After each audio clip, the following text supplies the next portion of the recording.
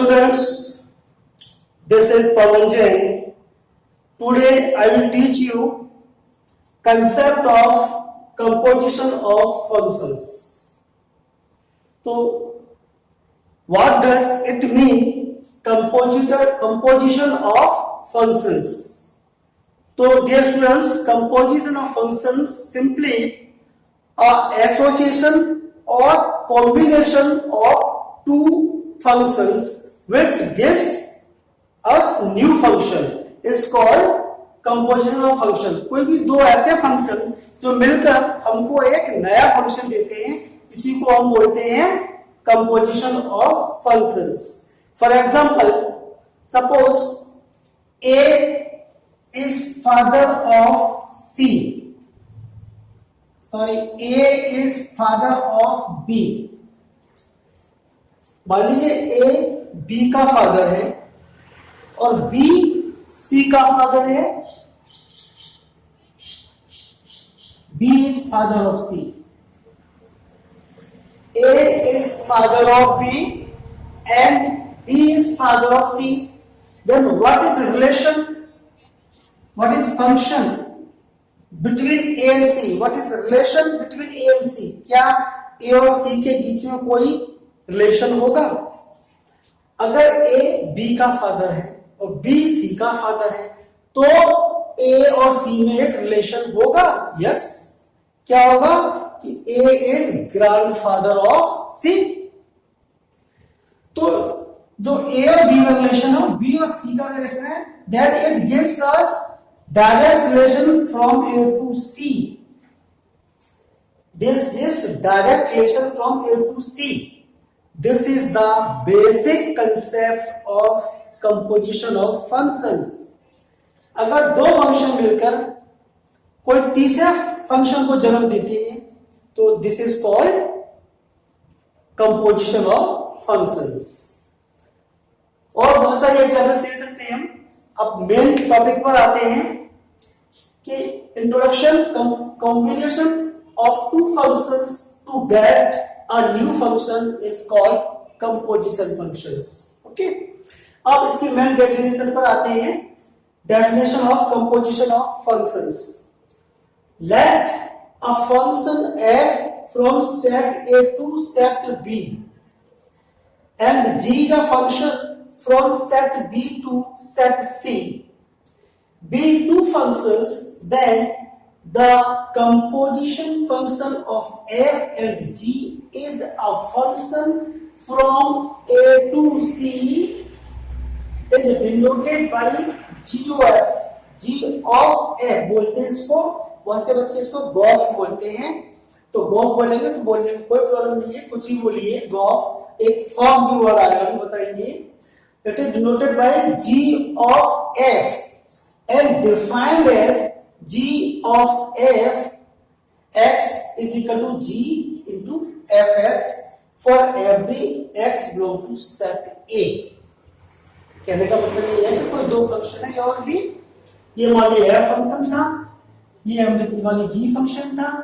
F से जी को relate किया और जी से सी को रिलेट किया, तो ए और सी का हमको डायरेक्ट इसको हमने जी और एफ बोल दिया, गॉफ बोल दिया. तो ये फंक्शन कहलाता है आपका composition of functions.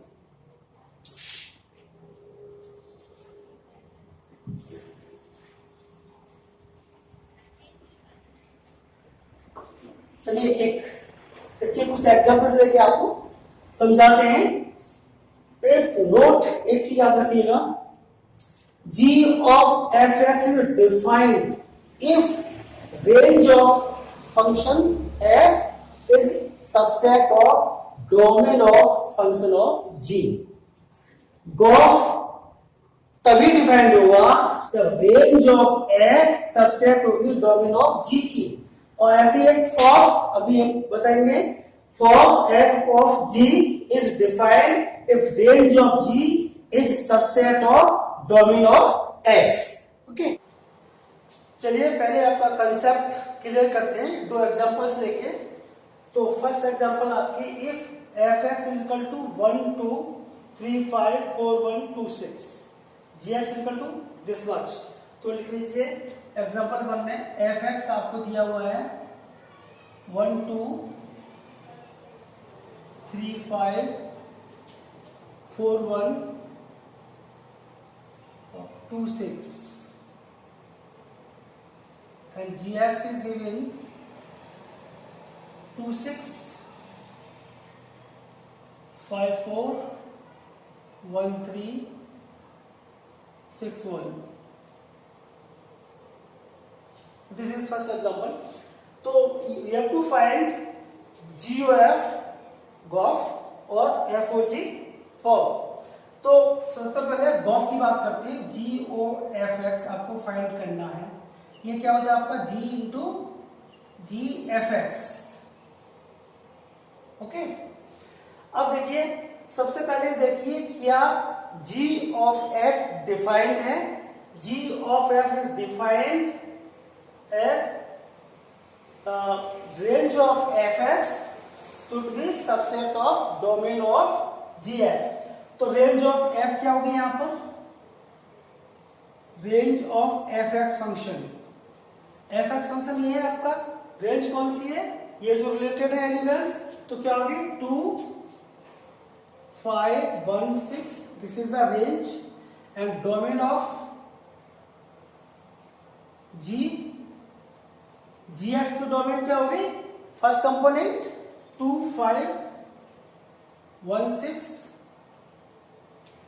So yes, range is subset of domain. Range of fx is subset of domain of f. Domain of gx. Okay, range of fx is subset of domain of gx. It means it is GOF is defined. अब देखिए find करते हैं. Find किस तरह से करते हैं? GOFX निकालना है आपको. सबसे पहले क्या निकालेंगे? GOF1. GOF1 इसका मतलब क्या है? GOFX equal to G into FX. तो ये हो जाएगा GF1. This is equal to F1 की वैल्यू क्या है? यानी F1 कौन सी इमेज दे रहा है? क्या दे रहा है? 2. 1 किससे रिलेटेड है? 2 से. तो F1 क्या दे रहा है आपको? 2. तो F1 के लिए क्या रखेंगे? 2. F1 is 2. ना अब G फंक्शन में आइए. G2 कौन सी इमेज दे रहा है हमको? G ये फंक्शन है. 2 क्या दे रहा है? 6. तो this is equal to 6. f of 1 निकाल लिया. अब निकालिए GOF 1 के बाद क्या निकालेगा? 3. ये होगा GF3. तो GF3 F3 क्या दे रहा है हमको? 3 दे रहा है आपको 5. तो दिस इक्वल टू G5. अब G में 5 क्या दे रहा है आपको? G में 5 दे रहा है आपको 4. तो this is equal to 4. GOF 1 3 4 निकालिए. ये क्या होगा? GF4. F4 आपको क्या दे रहा है? F4 दे रहा है आपका 1. तो दिस इज G1. और G में 1 क्या दे रहा है आपको? 3. तो दिस इक्वल टू 3. अब निकालिए GOF 2. अब आपको निकालना है 2 निकालना है. तो GF2 is equal to G. F में 2 क्या दे रहा है आपको? F में 2 दे रहा है 6. और G में 6 क्या दे रहा है आपको? G में 6 दे रहा है आपको 1. Equal to 1. So this is GOFX. GOF x is equal to 6 4 3 1. Clear? इसी तरह से आपको मान लीजिए f ऑफ g निकालना है. ये होगा आपका f इंटू f gx. तो पहले आपको क्या देखना पड़ेगा? Range of g should be domain of f. Range of g निकाल लीजिए यहाँ पर. पहले रेंज ऑफ g क्या है आपकी? रेंज ऑफ g क्या है? फंक्शन ये है. इसकी रेंज क्या होगी? 6 4 3 1. 6 4 3 1. डोमेन ऑफ f निकाल लीजिए. डोमेन ऑफ f क्या है आपकी? f function. इसकी domain 1 3 4 2. 1 3 4 2. It is clear range of G is not subset of domain of F. It is clear range of F is not subset of domain of F. So FOGX is not defined. It is not defined. Okay? Clear? ये ऐसा क्या उसमें function मान लीजिए, ए मान लीजिए set 1 3 4 2 और B set मान लीजिए 2 5 1 6 और सी सेट क्या हो जाएगा आपका 6 4 3 1। तो सेट बना के आपको इजी लगे तो सेट बना के कर लीजिए, otherwise it is very simple. एक एग्जांपल और लेता हूं।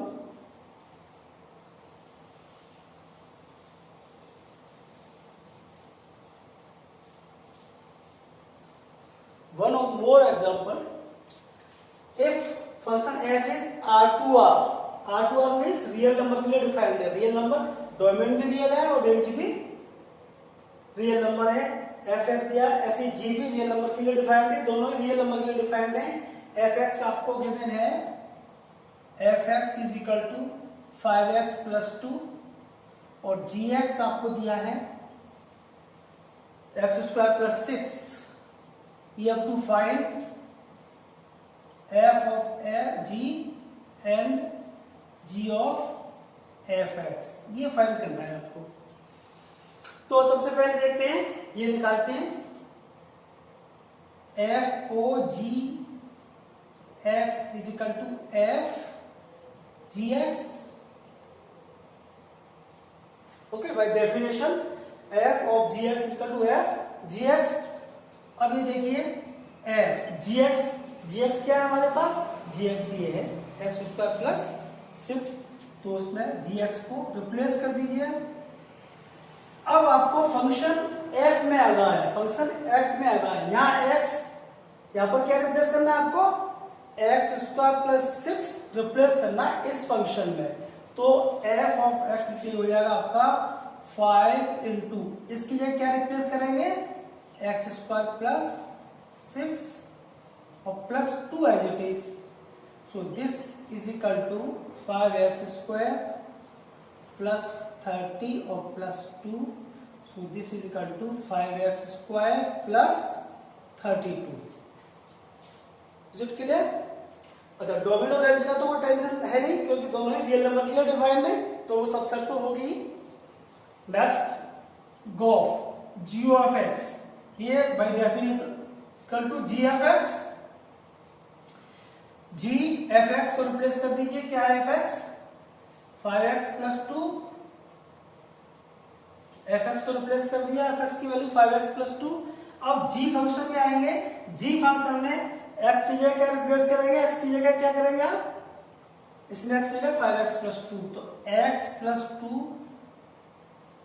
5x plus 2 whole square plus 6, तो this is equal to 25x square plus 4 plus 20x plus 6, 25x square plus 20x और प्लस 10।